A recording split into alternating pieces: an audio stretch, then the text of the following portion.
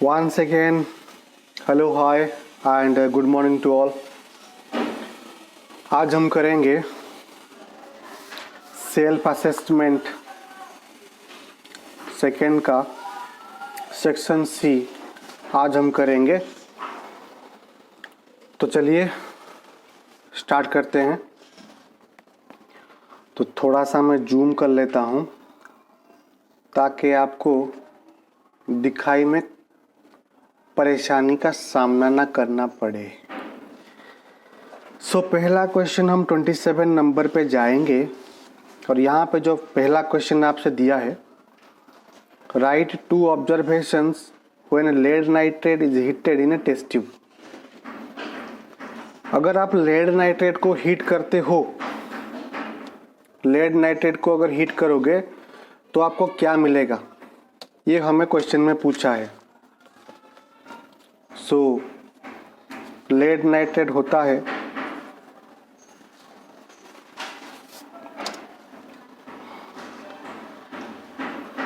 PbNO3 bracket में 2।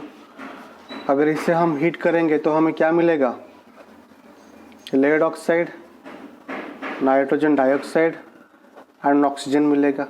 Simple है। और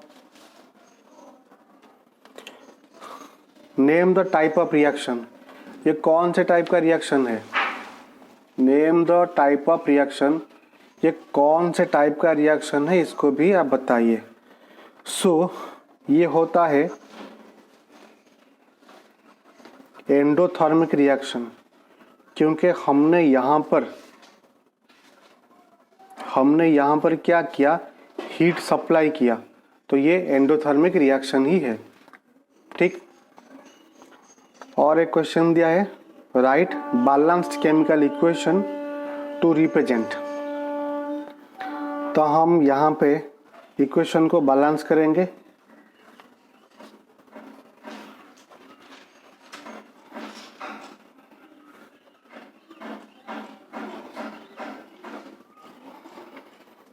यहाँ पे लेड 1 है, यहाँ पे 1 बैलेंस है।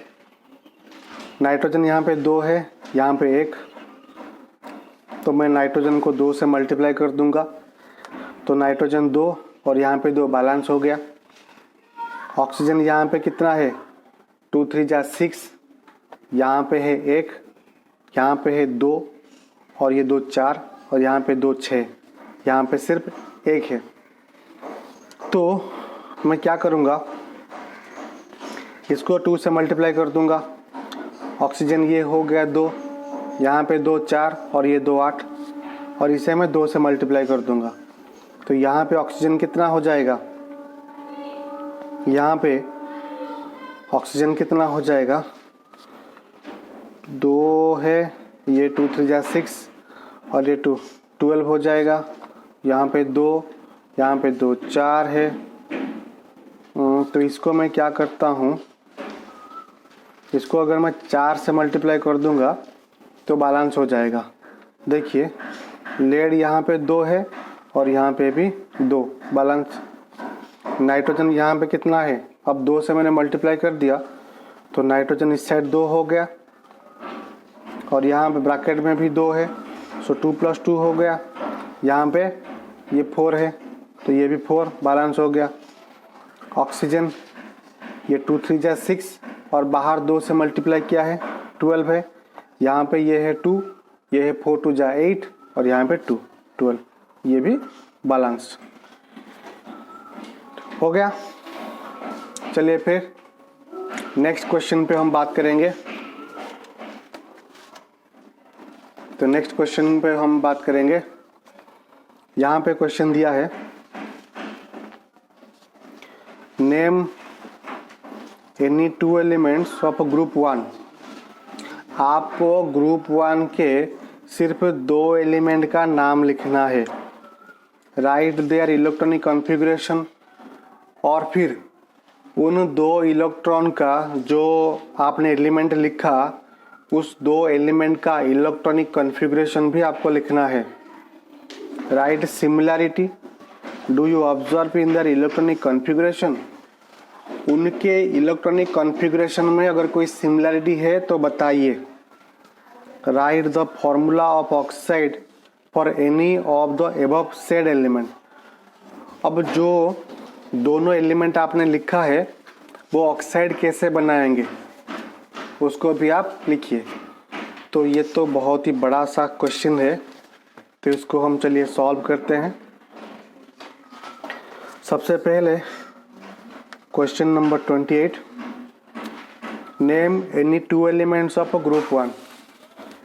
तो जैसे कि ग्रुप 1 में जो एलिमेंट्स हैं उनका नाम है ह, ली, ना, करे, रब से, फरियाद। Hydrogen, lithium, sodium, potassium, rubidium, caesium and francium. तो ये है ग्रुप 1 का। तो हमें यहाँ पर सिर्फ 2 एलिमेंट का नाम लिखना है, कोई भी 2 आप ले सकते हो, कोई परेशानी नहीं है। तो मैं यहाँ पे लिथियम और सोडियम को लेता हूँ। लिथियम का एटॉमिक नंबर है 3 और सोडियम का एटॉमिक नंबर है 11। अब दूसरा क्वेश्चन हमें पूछा था इलेक्ट्रॉनिक कॉन्फ़िगरेशन लिखने के लिए। तो लिथियम का इलेक्ट्रॉनिक कॉन्फ़िगरेशन हो जाएगा 2 and 1। सोडियम का इलेक्ट्रॉनिक कॉन्फ़िगरेशन हो जाएगा 2, 8 and 1। ठीक है। अब नेक्स्ट हमें पूछा था उनकी इलेक्ट्रॉनिक कॉन्फ़िगरेशन में कोई सिमिलरिटी है क्या। तो वो ज़रूर है। यहाँ पे और यहाँ पे दोनों के वैलेंस शेल में same amount of same number of electron present है और दोनों की जो वैलेंसी है वो भी सेम है, वो भी सेम है। ठीक है। नेक्स्ट क्वेश्चन दिया है right the formula of oxide. अब यहाँ पे लिथियम महाराज कैसे ऑक्साइड बनाएंगे और सोडियम महाराज कैसे ऑक्साइड बनाएंगे ये हमसे पूछा है। सो लिथियम महाराज ऑक्सीजन के साथ ऑक्साइड बनाएंगे। लिथियम का वैलेंसी है 1, ऑक्सीजन का वैलेंसी है 2। अभी दोनों अपना जो वैलेंसी है वो एक्सचेंज करेंगे। सो लिथियम का वैलेंसी हो जाएगा 2, मतलब 2 इस तरफ आ जाएगा और ऑक्सीजन के पास 1 चला जाएगा। तो ये हो गया।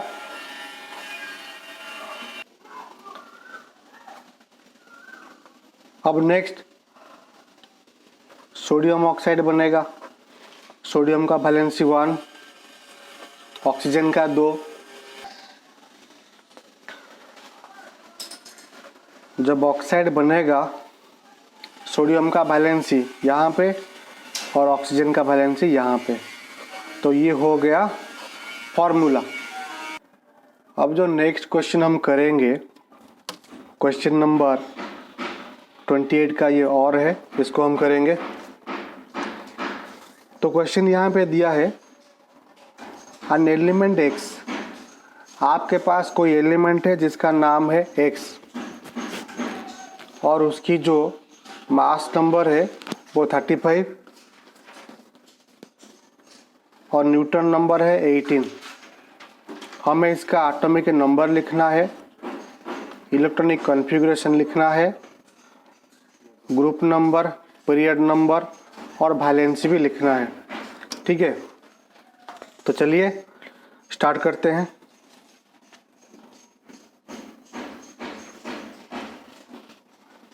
क्वेश्चन नंबर 28 का जो और क्वेश्चन है हम इसे करेंगे।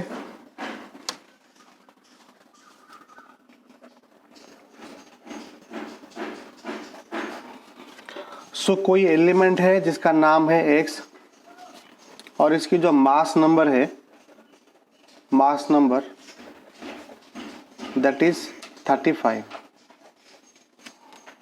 और इसका न्यूट्रॉन नंबर भी दिया है दैट इज 18। हमें पूछा है एटॉमिक नंबर। ठीक है। एटॉमिक नंबर को निकालने के लिए हमें चाहिए नंबर ऑफ इलेक्ट्रॉन या फिर नंबर ऑफ प्रोटॉन, ये हमें चाहिए। इलेक्ट्रॉन को तो नहीं निकाल सकते, लेकिन प्रोटॉन हम निकाल सकते हैं। कैसे? Mass number is equal to number of proton plus number of neutron होता है। मास नंबर दिया है 35, प्रोटॉन हम निकालेंगे, न्यूट्रॉन हमको दिया है 18। सो नंबर ऑफ प्रोटॉन कितना हो जाएगा? 35 minus 18 that is 17। So number of proton equal to number of electron equal to atomic number. तो यहाँ पे जो एटॉमिक नंबर होगा वो हो जाएगा 17। मतलब ये कौन सा एलिमेंट है? ये है आपका क्लोरीन। अब इसका इलेक्ट्रॉनिक कॉन्फ़िगरेशन पूछा है, that is 2 8 7, K shell, L shell, M shell. यहाँ पे कितने सेल हैं? 1 2 3, 3 सेल हैं। तो ये कौन से पीरियड का होगा? Number of shell is equal to number of period, so third period का होगा। कौन से ग्रुप का होगा? सो यहाँ पे इसकी जो वैलेंस सेल है वो है एम, और वैलेंस सेल में कितने इलेक्ट्रॉन है? 7 है। क्या ये 2 से ज़्यादा है? हाँ है, तो इसीलिए इसमें 10 को ऐड कर दो, 17। तो ये हो गया नंबर ऑफ ग्रुप। वैलेंसी पूछा है, इलेक्ट्रॉनिक कॉन्फ़िगरेशन क्या है? 2 8 7। वैलेंस इलेक्ट्रॉन कितना है? 7 है। क्या 8 है? नहीं है। 8 होने के लिए कितना चाहिए? 1 चाहिए। कहाँ से लाएगा? बाहर से लाएगा। कितना लाया? 1 लाया। वैलेंसी कितना होगा? 1 हो जाएगा। तो इसकी वैलेंसी हो जाएगी दैट इज 1।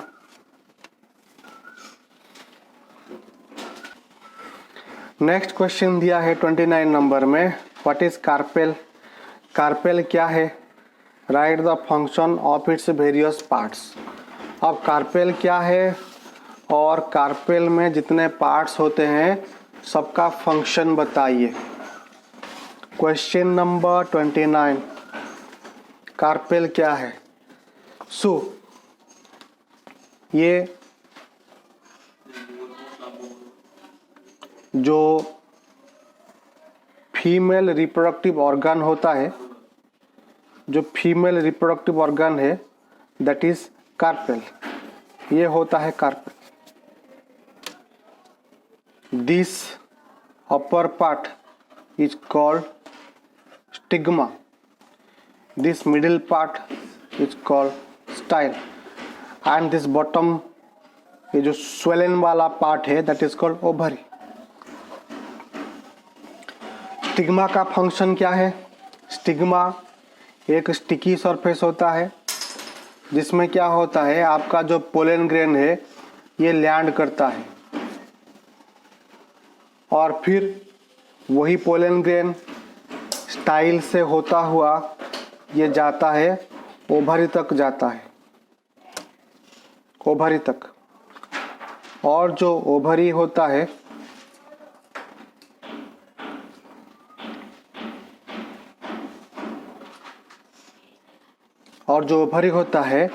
इसमें ओव्यूल होता है, और ओव्यूल में पाया जाता है एग।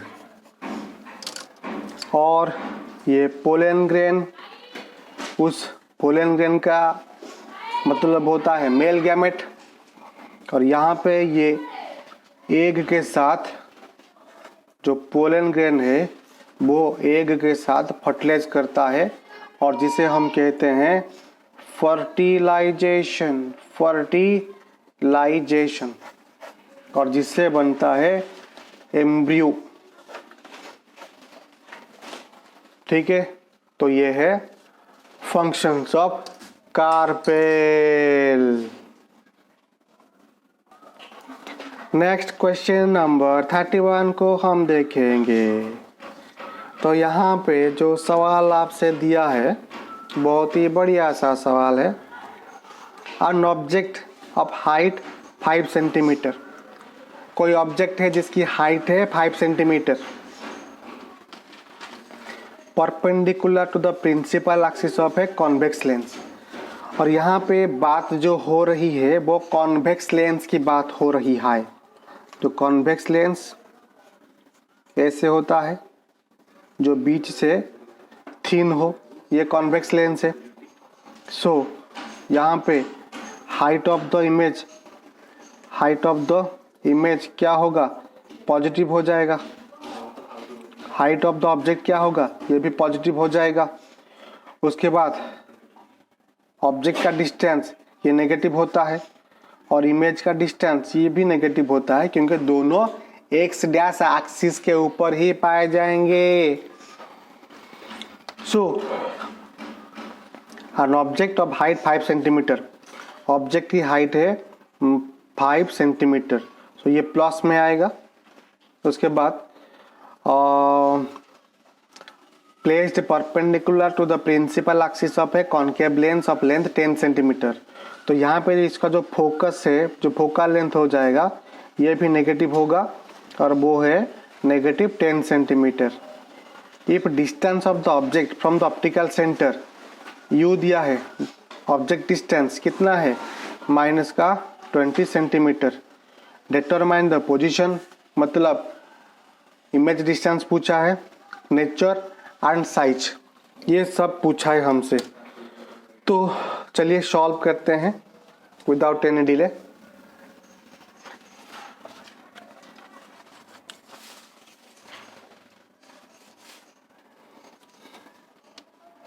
Question number 30। तो पहले डाटा क्या दिया है मैं इसे थोड़ा सा उतार देता हूं।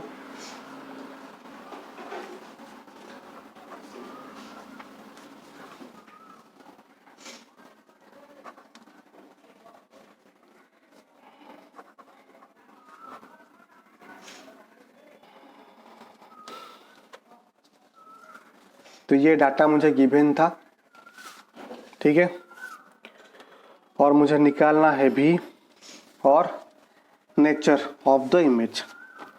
सो according to lens formula 1/v minus 1/u equal to 1/f, और मैग्निफिकेशन का जो फॉर्मूला है HI/HO is equal to V/u। तो मेरे पास तो HI है, नहीं HI तो नहीं है, थोड़ा सा देख लेता हूँ कहीं छूट गया।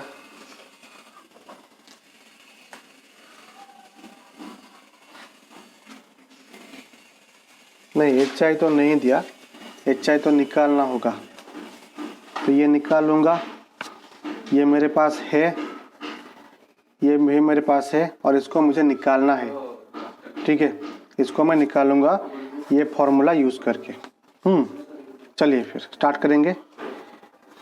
1/v माइनस 1 में माइनस का 20 इक्वल टू में 1/f माइनस का 10, that is 1/v।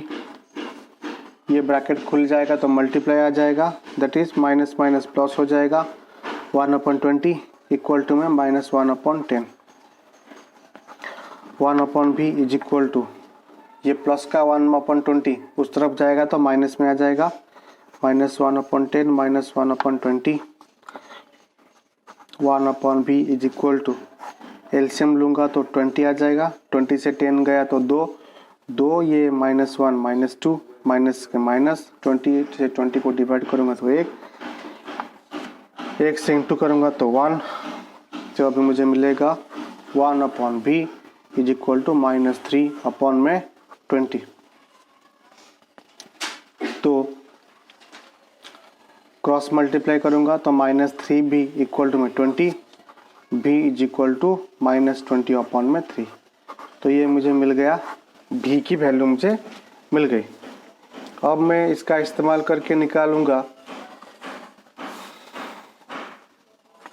HI/HO equal to V/u, ठीक है। सो दैट इम्प्लाइज HI निकालना है, HO है मेरा 5 सेंटीमीटर, V की वैल्यू -20/3, और डिवाइड में क्या चल रहा है, डिवाइड में है -u माइनस का 20, दैट इम्प्लाइज HI अपॉन में 5 इज इक्वल टू -20 अपॉन में 3। इसके नीचे कुछ नहीं है तो 1 है, तो ये इंटू में आ जाएगा, तो ये 1 अपॉन 20 हो जाएगा। 20 से 20 गया तो -1 बचा ऊपर। That implies HI upon 5 equal to -1 multiply हो जाएगा तो +1 अपॉन 3 है।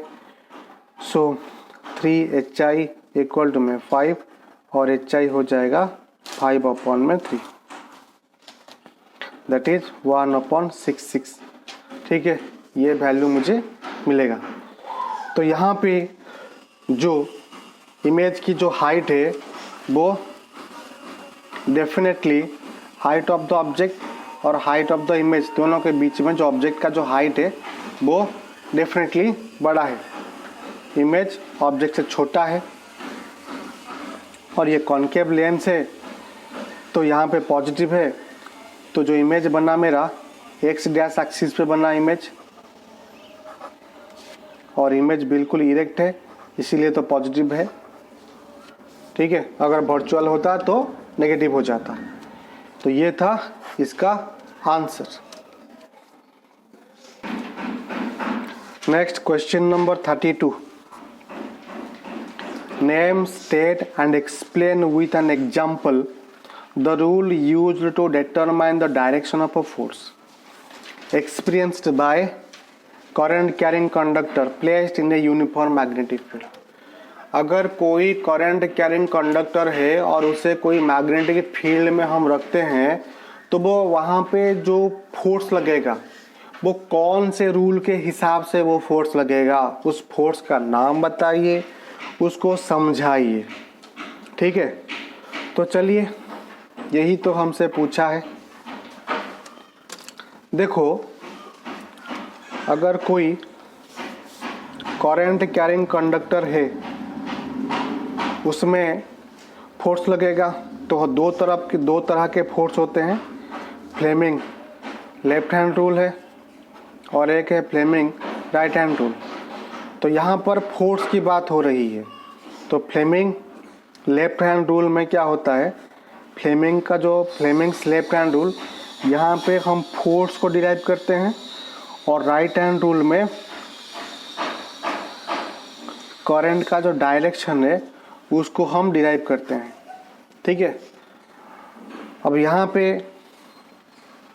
हमें लेफ्ट हैंड रूल को समझाना होगा। तो ये मेरा लेफ्ट हैंड है, ये मेरा थंब है, 4 फिंगर और ये मिडिल फिंगर। ये तीनों फिंगर को मैं अरेंज करूँगा ऐसे परपेंडिकुलरली, ऐसे अरेंज करूँगा कि तीनों फिंगर के बीच का जो एंगल आप देख रहे हो, ये जो एंगल होगा ये बिल्कुल परपेंडिकुलर होगा। यहाँ मिडिल थंब और 4 फिंगर के बीच का जो एंगल 90 डिग्री हो जाएगा। यहाँ पे 4 फिंगर मिडिल फिंगर का बीच का जो एंगल हो जाएगा 90 डिग्री हो जाएगा, कुछ ऐसे। तो ये तीनों फिंगर को मैं कुछ ऐसे अरेंज करूँगा। ठीक है, और इसे कहा जाता है father mother child rule. Father mother child, father mother child, father mother child. मतलब force father, magnetic field line mother और चाइल्ड, सी से चाइल्ड मतलब करंट। ठीक है, अगर ये मैग्नेटिक फील्ड लाइन को दिखा रहा है, अगर ये करंट का डायरेक्शन दिखा रहा है, तो ये जो थंब है मेरा जो ऊपर की तरफ पॉइंट हो रहा है ये दिखाएगा फोर्स ऑन द कंडक्टर। ये फोर्स ऑन द कंडक्टर का डायरेक्शन दिखाएगा। बहुत ही बढ़िया। ठीक है, चलिए फिर नेक्स्ट क्वेश्चन पे हम बढ़ेंगे। दैट इज क्वेश्चन नंबर 33 होगा। लास्ट क्वेश्चन हो गया ये सेक्शन सी का।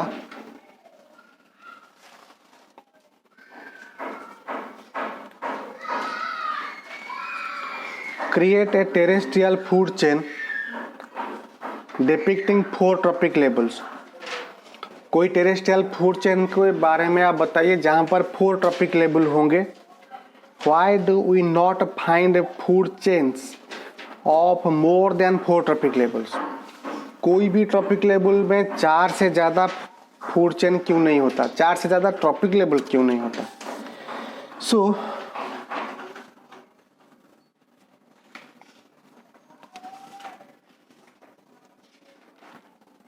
यहाँ पे grass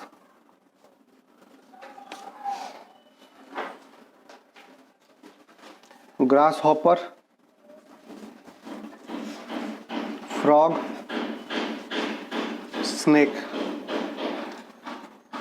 topic level 1, topic level 2, topic level 3, topic level 4। चार टॉपिक लेवल हो गए। और पूछा है, यहाँ पे पूछा है 4 से ज़्यादा टॉपिक लेवल क्यों नहीं होता। देखो बच्चों, अकॉर्डिंग टू 10% लॉ, एक लेवल से दूसरे लेवल तक सिर्फ 10% का एनर्जी ट्रांसफ़र होता है। यहाँ से यहाँ सिर्फ 10% एनर्जी ट्रांसफ़र करेगा, यहाँ से यहाँ भी सिर्फ और सिर्फ 10% एनर्जी ट्रांसफ़र करेगा। एग्जाम्पल से समझते हैं।